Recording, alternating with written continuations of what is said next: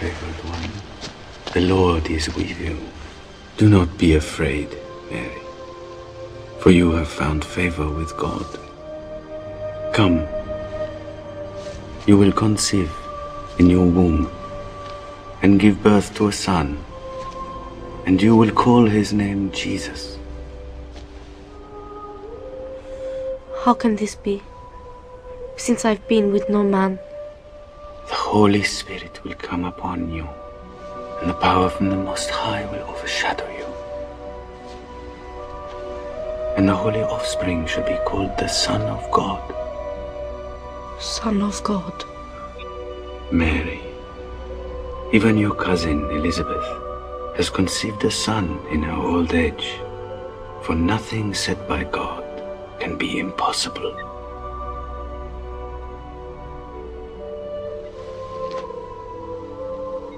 Let it be done to me, according to your word.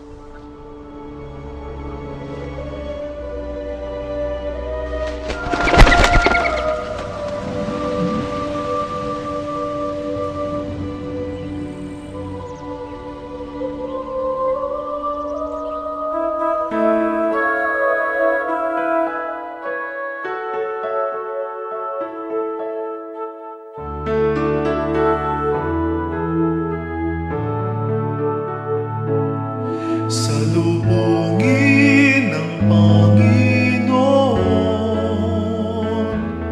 Siya ang hari ng kalwalhatian. Salubungin ng Panginoon, Siya ang hari ng kalwalhatian. Sa Panginoon ng sangkalupaan, ang mundo at sangkatauhan, Siyang nag-ayos ng karagatan, mga tubig pinagtitibay niya. Salubungin ng Panginoon,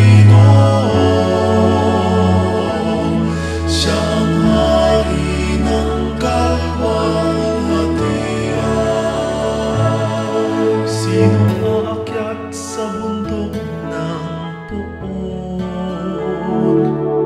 Sinong tatayo sa banal niyang pook? Ang taong may malinis na puso, di hangad ang bagay ng mundo. Salubungin ng Panginoon, Siya ang hari ng kalwalhatian. Tatanggap ng pagpapala ang taong nananalig sa Panginoon. Rejoice.